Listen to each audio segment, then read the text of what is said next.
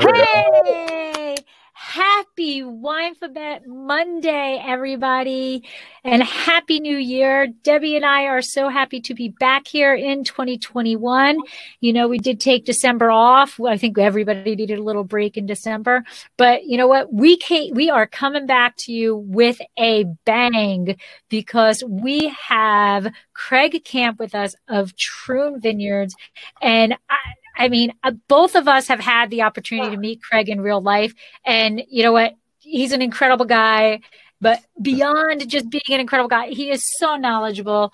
And so welcome, Craig. Welcome, welcome, welcome. He is a trailblazer in the wine industry. Really fabulous to be here. Thank you for having me. Yeah. And the letter of the day is O.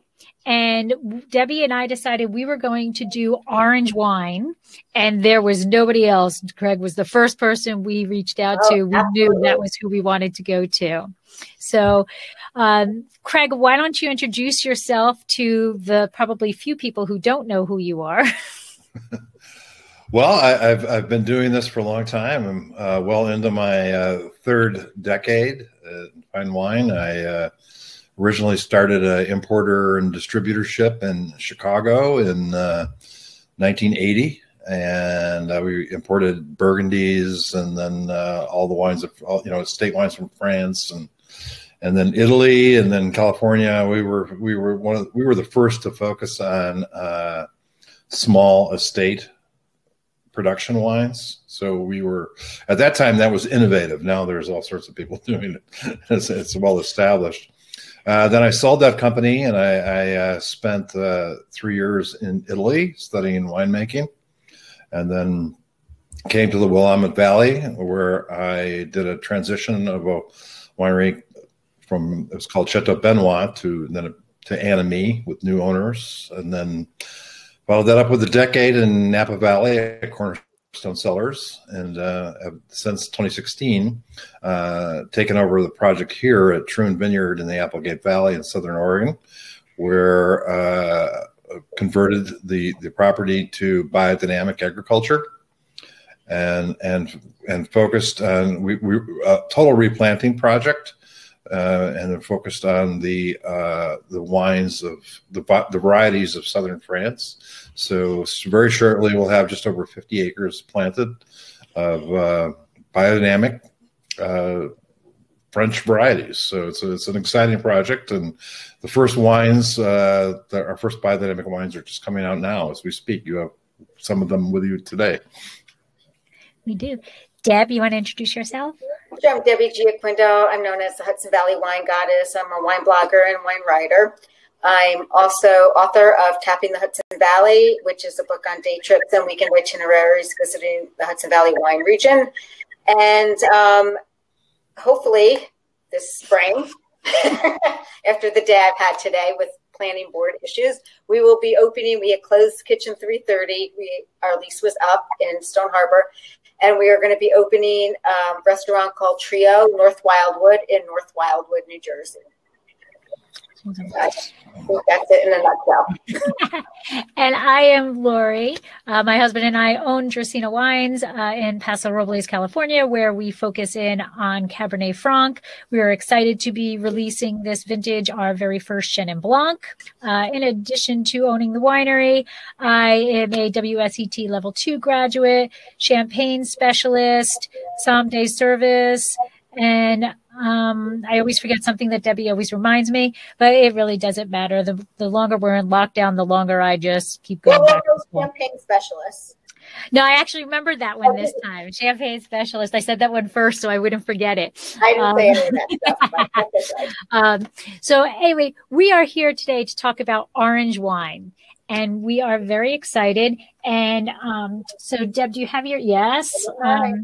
So this is what we are getting to drink tonight.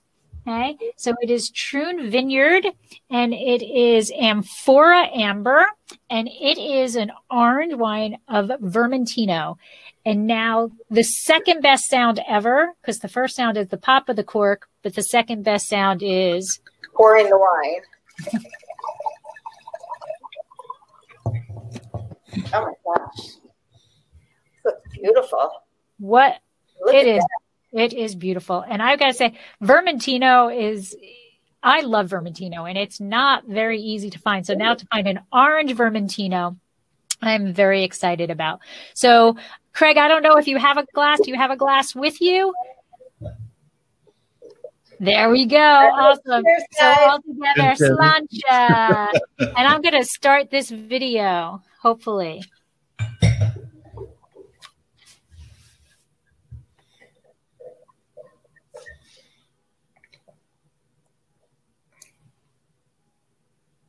Did you get it? There we go.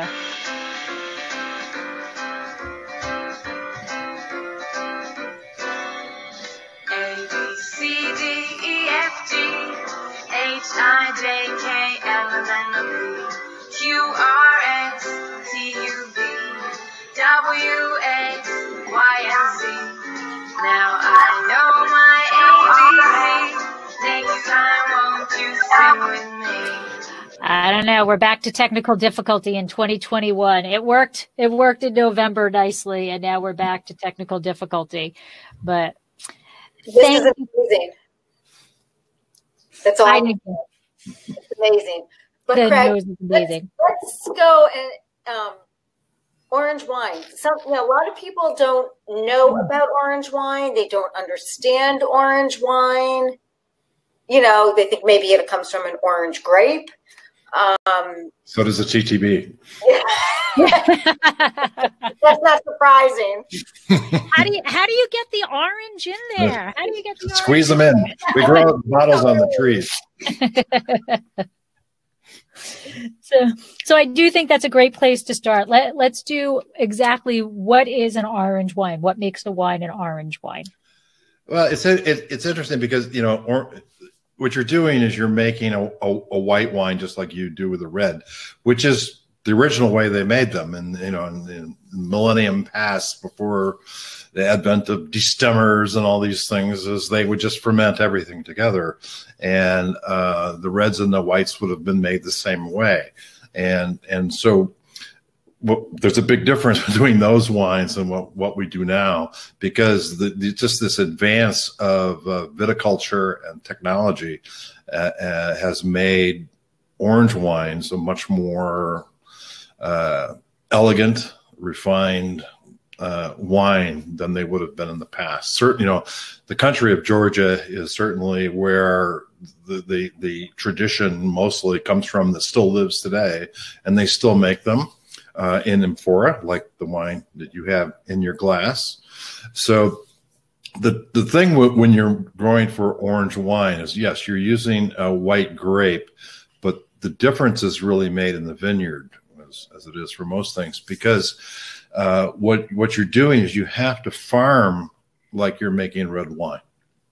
So you're going to give more skin exposure to get more phenolic ripeness than you would need with a white wine. So obviously in a white wine, you're just pressing in the juice and fermenting the juice.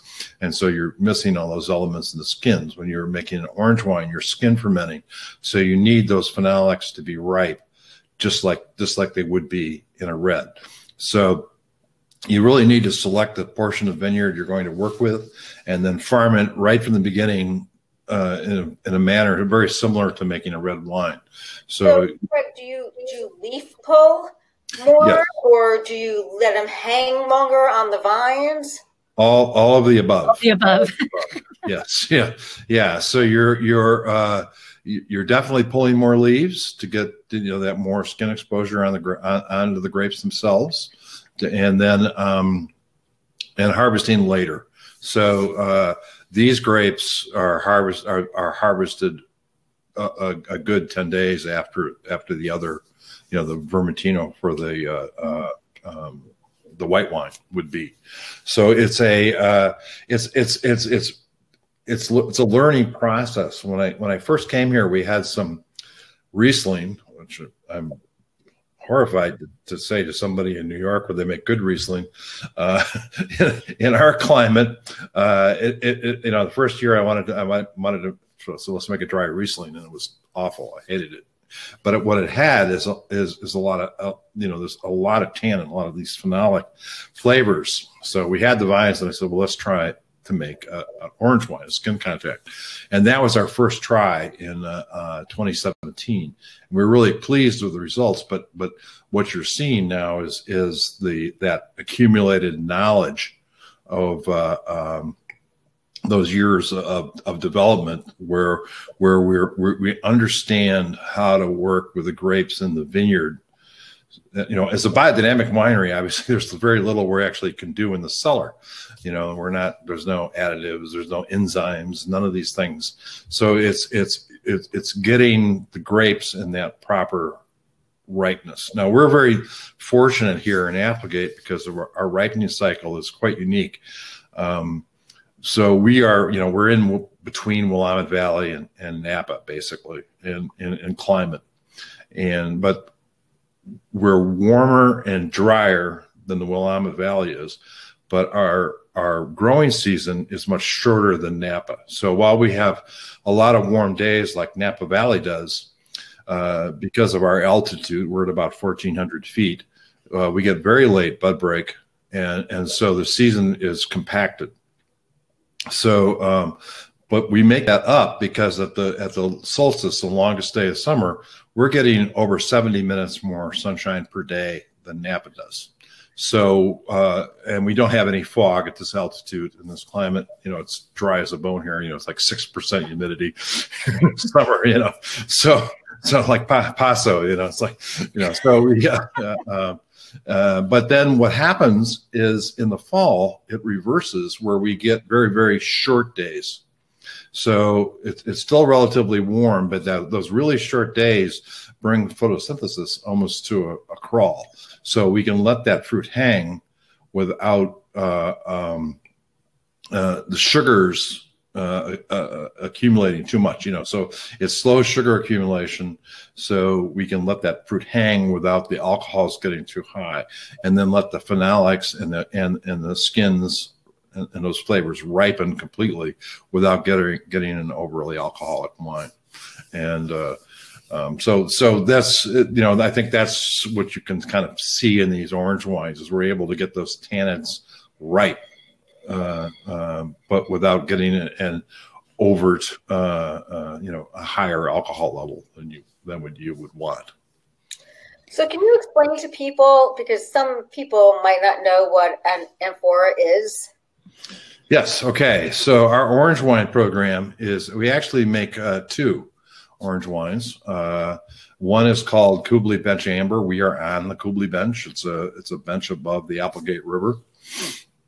And then the amber amphora. So for the Kubli bench, we're making that really just exactly like we make our red. So it comes in, it's going into a 1-ton fermenter, it gets punched down once a day, it ferments to dryness in the fermenter, and it's bottled. So it's much more fruit forward and ready to go. And that's always a blend. Our Kubli bench wines are always blends. But the amber amphora, we had 3 amphora for that vintage, and 2 of them we literally hand sorted individual berries into 2 of them, and the other was whole cluster.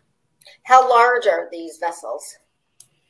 They're about the size of a barrel and a half of wine. Okay.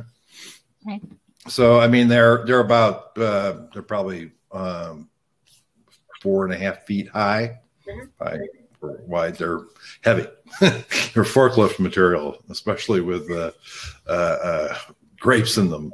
But the one was whole bunches all together, and so and we sealed them up, and they spent 10 months like that. We only topped up. Don't have to top up very, very much, because the interesting thing about amphora is because it's a chemistry thing, because of the ion charges of the clay, it actually creates natural movement inside the container. So it's like a constant, you don't have to punch down. You don't have to pump over. It's a natural process that takes place. The only thing we had to do was occasionally top up. I mean, that's it. So you get this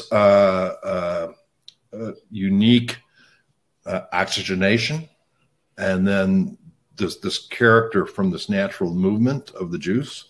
And it was fascinating because after 10 months, we took it out, and the berries and the bunches were still intact.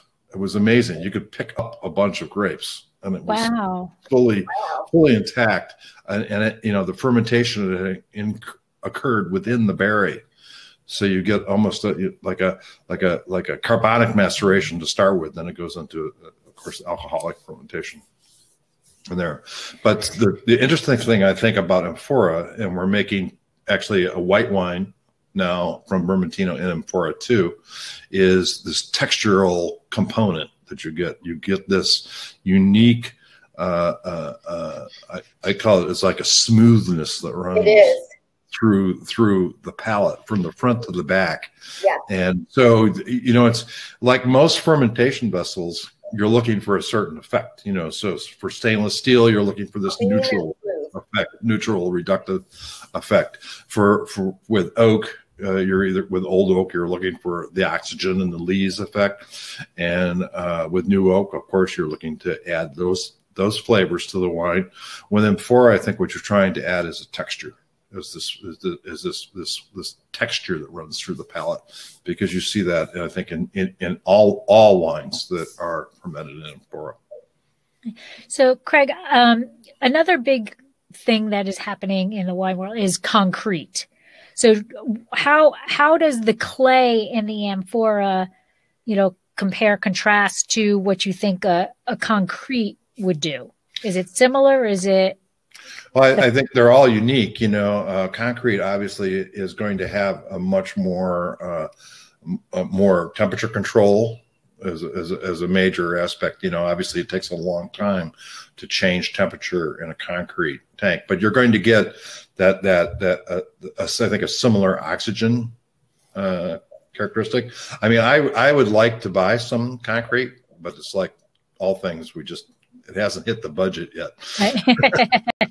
But it's on the radar. We're very lucky to have a producer in Oregon making these amphora by hand. So they're really interesting. We'll probably add, now we have 5 now. We'll probably add a couple a year for the next few years. I mean, that's basically all you can get anyway. So, and build it up for both our white wine and our orange wine programs. So does an orange wine work the same in terms of a rosé? So like, we know that the skin is what's giving it the colors. And like for our rosé, I'm like OCD about a color of the rosé. Like I'm very particular about what color I want the rosé to be. Are you kind of watching that same aspect? We've seen various colors of orange wines. Are you going for a color, or is it really, are you sitting there tasting it? How do you know when to pull it off of the skins? Well, in in this wine, the amphora, we had no idea what color it was. It was in amphora, it was basically, it was in the fruit. We had no idea what kind of color it was going to have. The Kubli Bench amber, you can see the color developing, but it's so different than a red wine. When you're punching down red wine, it's got this beautiful raspberry color that foams up. When you're punching down orange wines, it's this muddy brown, ugly stuff. So it's not the same experience. I mean, for our rosé, I mean, that's just a whole cluster press. So it's whatever skin contact we get in the press. But for these, you're doing an extraction just like you would for red. So it's not controlled in the same way where you're trying to fix color like you would in a red wine. From the time you're producing the orange wine, do you know how long it needs to sit on the skins and the seeds, and everything? Well, or is it a let's see, and we'll Because you had said it was like 10 months and you pulled it out and the grapes were still there. Why 10 months? Well, for the Kubli bench, the more fruit forward one, we just do like for a red and ferment it till it's dry, till it goes negative. Okay. So it's just that process the same way, and then it's barreled down and on lees and spends 4 to 5 months on the lees.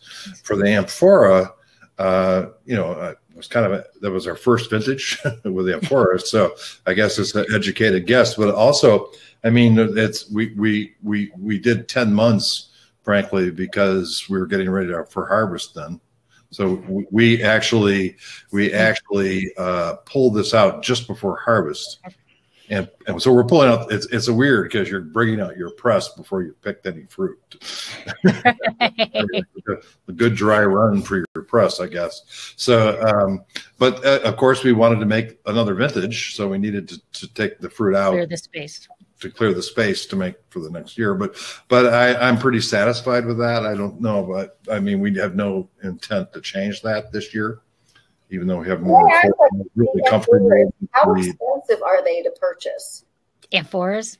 Yeah, they're very expensive. Gotta be, how barrels and people. They last a long time, though. I mean, they last longer than barrels do. So yeah, right. So you figure a barrel is 1,200.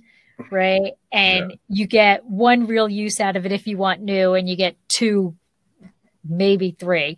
The amphora is huge capital up front, but as long as you take care of it, does it have generations potentially? Yeah.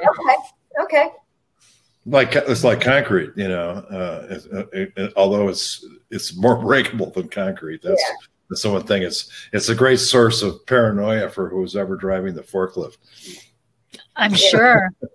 And then cleaning it, is it cleaned the same way as like a barrel? Or are you using that pressure? It's not big enough that you can get in. We don't want to drive that into. It's a porous material. It's more porous. Oh, right. So it's just it's a lot of hot water getting down. Okay. And you get that's what harvest interns are for. Right. They say they're not climbing into an amphora. I mean, you don't dump them to empty them. You get down and dig them out. And, right. Like with big pitchers and dump them into a bin and then take it to the press. So it's not an efficient process. Right. Well, I have to say this is beautiful. Is not a word for us. I mean, it's stunning. It really is. It has incredible mouthfeel. Well, I think that's that texture that I was trying to talk about. Is that you get this unique, complete mouthfeel that covers the entire palate. It's smooth, creamy, but yet wholesome.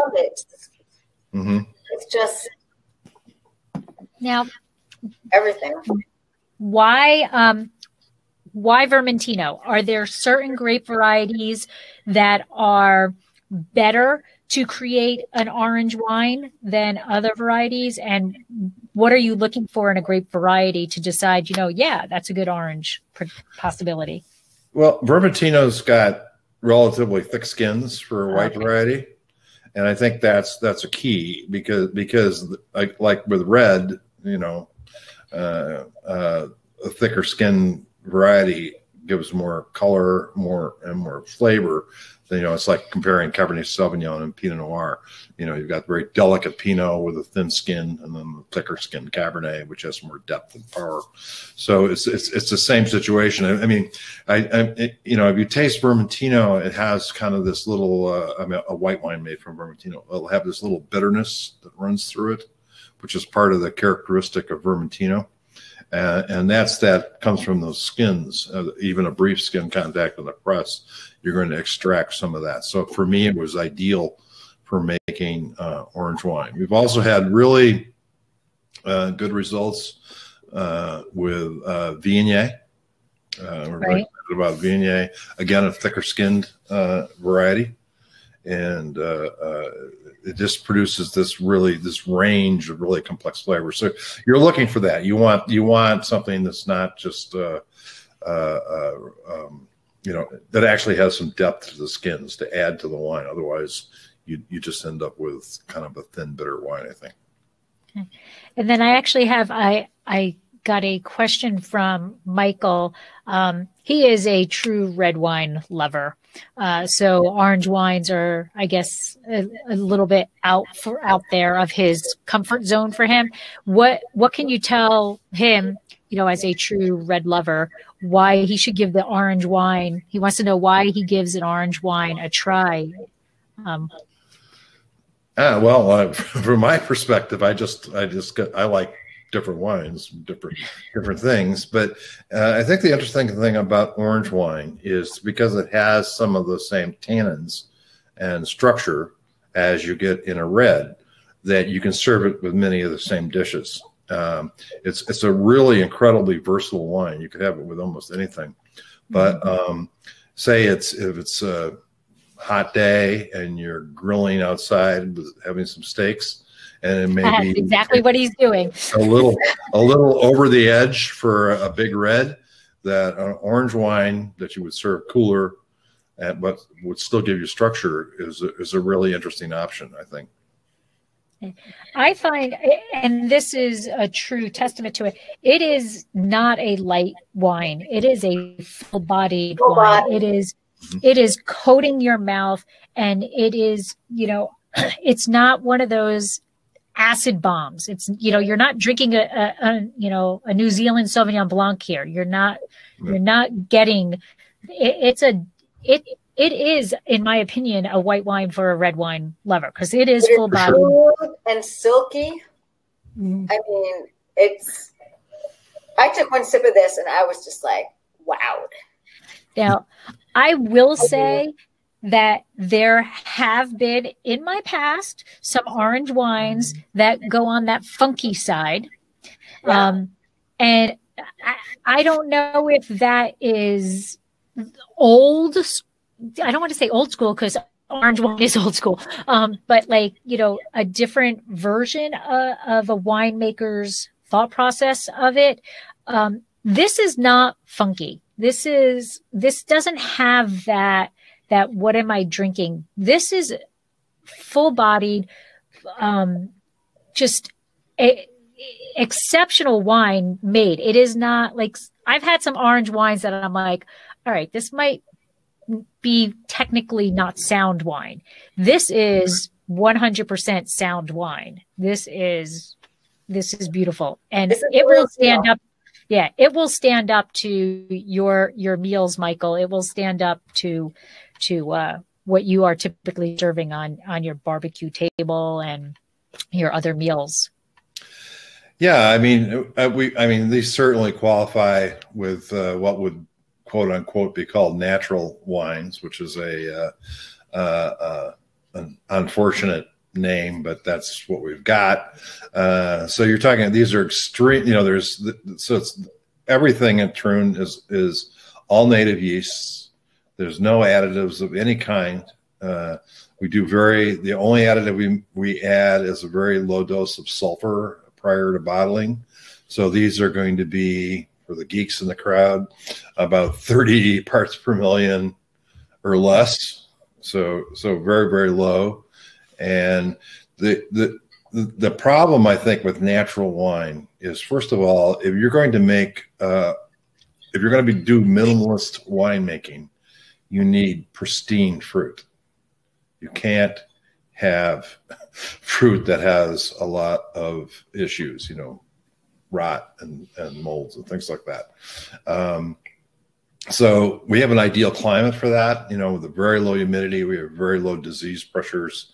And so we almost don't really have to sort our fruit, because we just don't have those issues. It's not a problem for us. The second is you have to have just spotless. You have meticulous hygiene in the winery. So I find that a lot of natural, so-called natural wines, or get into that funky thing, they're just faulted. To me, it's important to make natural wine, but I want to make clean, naturally, wines without faults. That's just the key. And to do that, you just have to really work at it, and you have to, really watch the details, watch your hygiene, make sure everything is spotless, and have really high quality fruit. So I have a question. You're talking about pristine fruit. And so for our Chenin Blanc, we are purposely looking for bunches that some are underripe, some are perfect ripe, some are overripe. And that to us is what is pristine fruit, because that's what gives that complexity in the Chenin. Is that how you're also looking for your fruit in a Vermentino orange wine? Yeah, I think that's why it's important not to oversort. You eliminate. When I was in Napa for a couple of vintages, I got to work with an optical sorter, and the first time you see it, it's like amazing. You're like, oh, this is the most wonderful thing ever, because all that comes out are these perfect little blueberries of Cabernet Sauvignon. But what I found it did is it made the wine in a monotone. Dimensional. Mm-hmm. Yeah. And so you need that range of ripeness. That's for sure.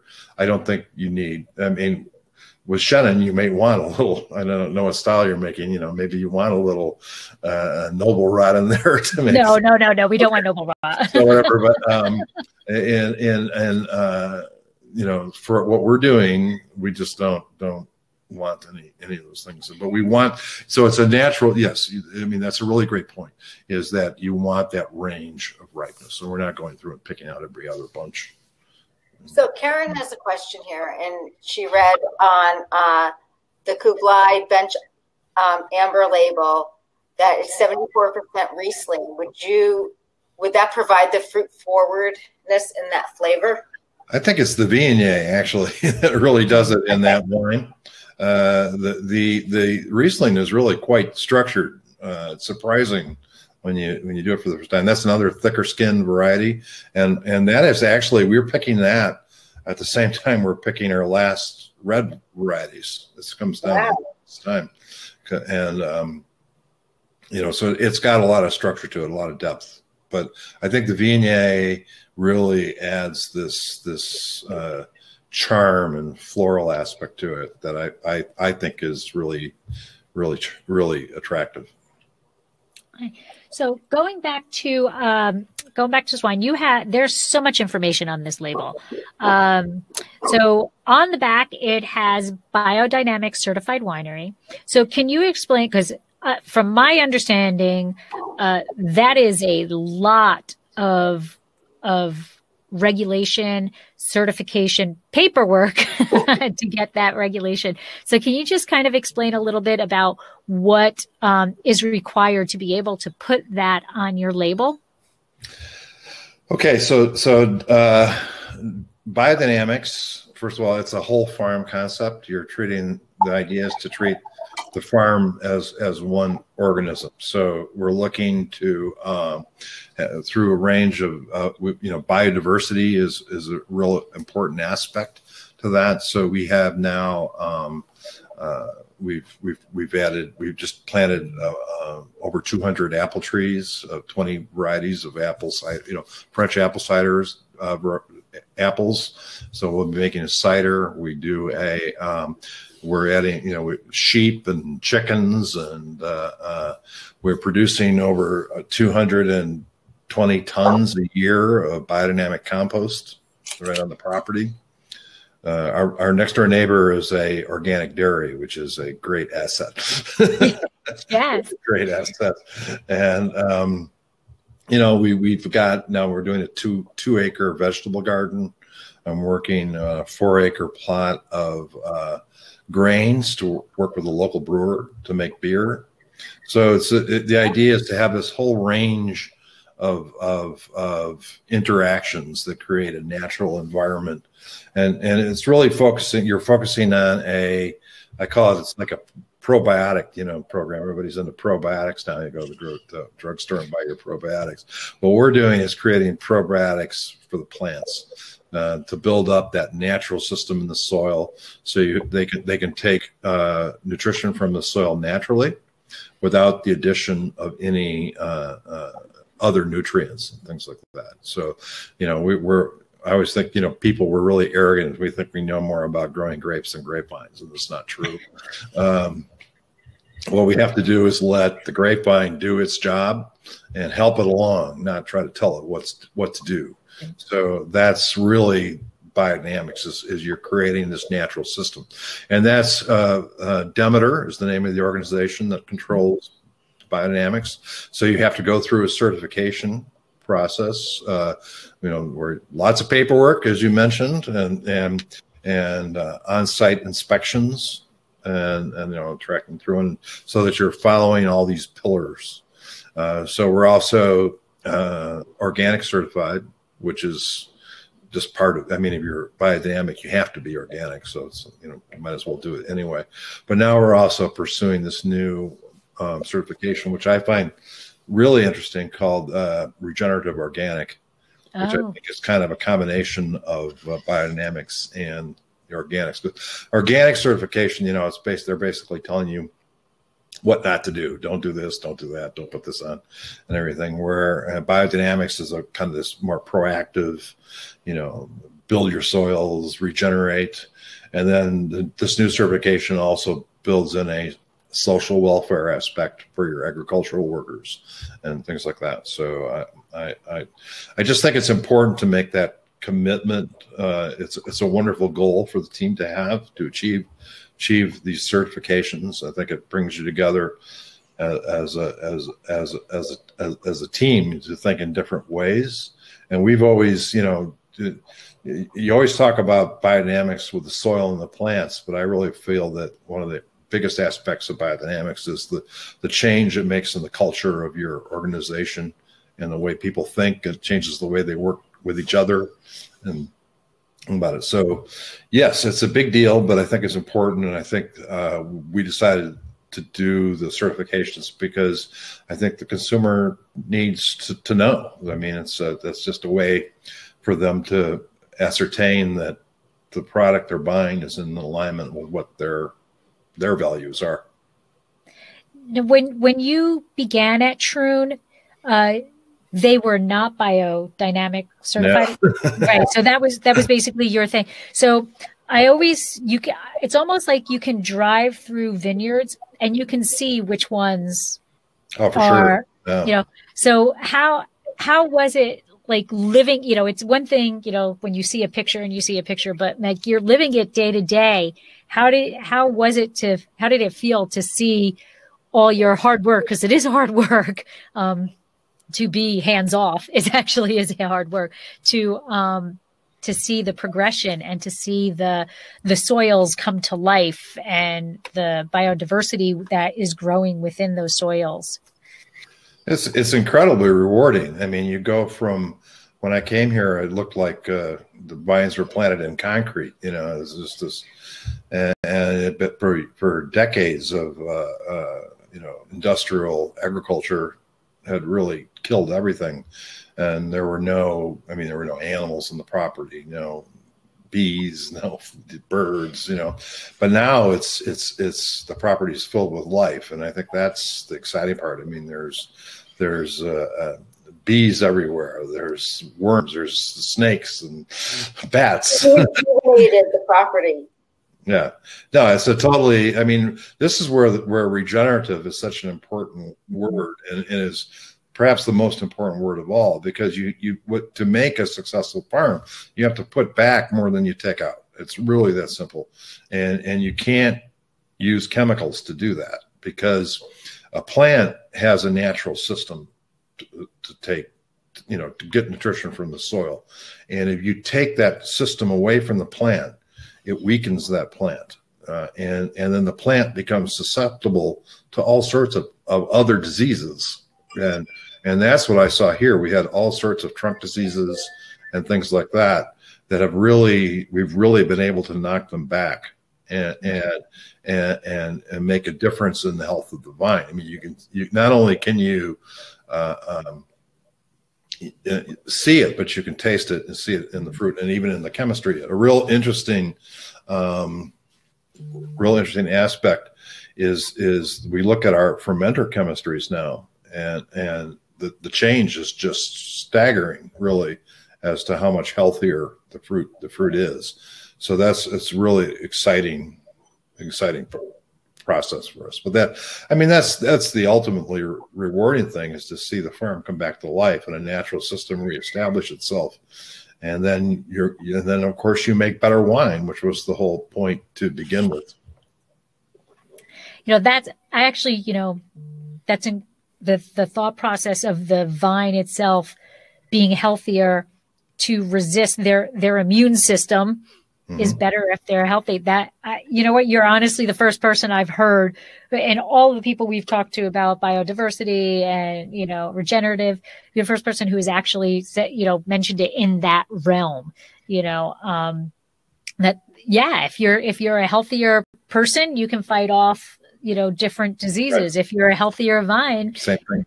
They're going to be able to fight off the diseases that are, impeding on other vines. Mm-hmm. It works exactly the same way, and the plant, has very few options as for how to defend itself. So if you take any of them away, there's no way that you can make up that difference, and eventually you lose the plant. I mean, this is why you see a lot of, in California, for instance, you'll see a lot of vineyards that after 20, 25 years they're taking them out. It's because they've weakened those vines so much with the way they're farming them. That they can't, you don't see those 75-year-old vineyards like you do in Europe, right? Very often, right? Wow, it is amazing. You always talk about, it's the circle of life, it's all of that, but it's you can see it. You can see it in a vineyard. Like when you drive by, you can literally go, nope, yap, to which ones are. And yeah. I mean, if the vineyard's not messy, it's not natural. If there's nothing growing in it but vines, that's not natural. So right. I mean, if there should be things growing in the vineyard. It should look a little messy. Should be light. Yes. Yeah, full of life. Yeah. Yes. So, do you guys have a shepherd? Sarah Thompson, our assistant winemaker, is our shepherd. Okay. Sarah runs our biodiversity program, and so that's her. She chases the sheep and chickens. Awesome. Now on your label, you also have vegan friendly. So is that regulated? That's the one. I mean, we registered with Barnivore, which is, you have to go through a process. It's not something. There's no formal process like there is with biodynamics or something. There should be, but I never really thought about that before until somebody asked me if the wines were vegan, and I had to think about it for a second. I said, "Yeah, so I guess so." And then over the years, it kind of became a thing, and we are in Oregon, so we felt communicating that we were not using animal byproducts in the production of the wine, which is basically fining. I mean, fining, right? But which is no big deal since we don't fine. It's not. It's not okay, you don't fine, and that's why there is a bit. It's a little bit cloudy. Particularly that one, yeah. I mean the other wines won't. You don't see that. I mean, people shouldn't be put off by that.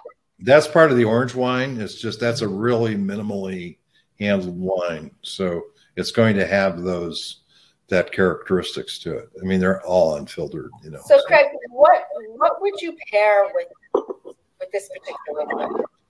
Well, I love the orange wines like this as aperitif. I think they're just fantastic. When you come home as a first glass, but anytime you're having a meal with a lot of different dishes, which is really typical. Remember when we used to go out and everybody would order something different. But it's a tapas type situation with a lot of different types of food. I think that they are just the ultimate wine for that kind of meal. Now I know this is a corny pairing, and we know that oranges are not squeezed into here, but orange chicken and this wine. There you go. Yeah, I taste a little bit of orange, no pun intended, in this wine. Yeah, I think Asian foods for sure. Mm-hmm. And sushi, they go great with sushi. I like the orange wine, or not orange wine, orange chicken, sesame chicken. All of those Asian dishes, I think, would go great. I'm thinking, like a pasta dish with a little chicken that that has a little, seasoning on it, like Italian seasoning on it, would be wonderful. And I in terms of pairing, I'm finding it difficult to think of something that it really would be off with. It's true. Yeah. But absolutely. But so Craig, how much is this in retail? So that is $35, and I think we made all of 90 cases. 90. Wow! Do you sell it outside the tasting room? Yes, it is distributed in several states. Obviously, not a lot of states. I mean, our wines, you're going to tend to find them in the kind of natural wine type markets, and wine shops and wine bars that specialize in that, because we are a small production winery, and we do sell a lot of wine in Oregon. Or thank goodness, Oregonians are very loyal. We've appreciated that in the last year for sure, but we are sold in over a dozen other states. So what actually is your is Troons case production on average? Right now we're about 5,000 cases. Oh, okay. And we're in this replanting program, and it'll go up to about 9,000 over the next 4 or 5 years. And what do you see? And it may be nothing, but what do you see as Troons like flagship? What would if somebody's like, oh well, Troon Vineyards, what's their flagship? Yeah, it's hard to say. I think Syrah is so ideal for this climate and these soil types. We've put a lot of Syrah, Grenache, Mourvedre. We've planted an extensive range of clones, and instead of putting them all in one block, we've spread them out. So there's a little block over here and a block over. So they're in different soil types. We did a lot of soil research. Really broke down the site by soil types, and then broke up blocks within varieties and clones, so that we'll be able to put these blends together. So I think that the Rhone style blends are going to be the thing that we're known for. Signature. And how many acres under vine do you have about? So it's a 100-acre property. We'll have almost 55 acres of vines. Okay. And they're obviously not all in production yet, but then we'll have eventually over 300 apple trees and the gardens. Now you had mentioned cider, so you plan on producing the line of cider? Debbie, I don't know if you noticed, Debbie and we both perked up when we heard cider. Yeah, cider is something I need to personally explore more, but. New York, hey, come on. Cider. I have personally explored cider a lot. I have personally explored cider a lot, and I will continue to explore cider. But I guess you're not producing that yet, but no. Is there a relationship to how you produce cider versus, producing wine? Two completely different concepts. Well, it'll be in the same. It'll be biodynamic cider. It'll be biodynamic certified cider, so it's an all natural product. But the trees take a few years before we get apples. So. Right. So actually, that's a good question. That's a that was what popping in my head. So vines, you figure, people are picking fruit a bit early on some vines, but you figure 5 years as an average before you're all right. Maybe I'll take some fruit. What about apple trees? About the same. About Is 5 it about years. the same? Yeah. Okay.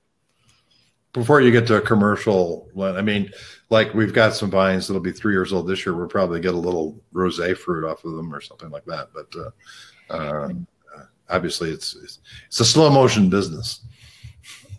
Yeah. You're not jumping in and making you're really never jumping in and making millions, but you're really not jumping in and making a quick million. There's not a lot of immediate gratification. No. So I'm going to go back. I'm sorry. I'm going to go back to orange wine. This is also known as an amber wine, right? I mean, in the old world, it was called an amber wine. And we joke about putting the oranges in there and all of that. But do you think that it being called an orange wine is part of why some people are not so willing to open their thoughts to it? That's a good question. I mean, we went to amber because like everything else, we have white wines and red wines and rosé, pink wine. So we thought we would go with the color amber. Also, as you mentioned, it's a traditional name, certainly in Georgia and things like that. There was an excellent book on orange wines put out a year or two ago called Amber Revolution. I apologize, I can't remember the author's name right now, but very good book. And so we felt it just fit into that slot for us. We've been surprised by the general acceptance of it in our tasting rooms. It's extremely popular. I mean, I thought it would, it'd be, the wine bars and things like that, where they knew these types of wines already would be interested in it right away. But we've done some really interesting things. We made a Paquette, a sparkling Paquette, from pumice, and it's very unusual. It has this sort of fruity and sparkly and really charming, and that was a tremendous hit in the tasting room. Nobody ever heard of it before. So I guess that's the advantage of being a niche winery, which we definitely are, is I don't need to worry about broad market considerations. And we can just connect to the consumers that are interested in what we're doing. So, I mean, there's so many people that are doing it now. I mean, if you go to Portland and San Francisco, places, it's totally common to see an orange wine section on a wine list now. And that wasn't like that just a few years ago. So now I think it's really starting to hit the mainstream. Mainstream. Some other stream, but not the mainstream. But what is the demographics that are accepting it? Do you think? Do you think it's more millennials, Gen Xers, baby boomers? I think it's pretty broad now. I think it's more people that are in. I think the interest in biodynamics and organics will tend more towards a total lifestyle type of choice. People going out of their way to find cleaner, healthier foods and things like that. I think there's also, certainly I think in younger consumers, that there's more awareness of what may or may not be in something. And I think there's a general interest in younger consumers.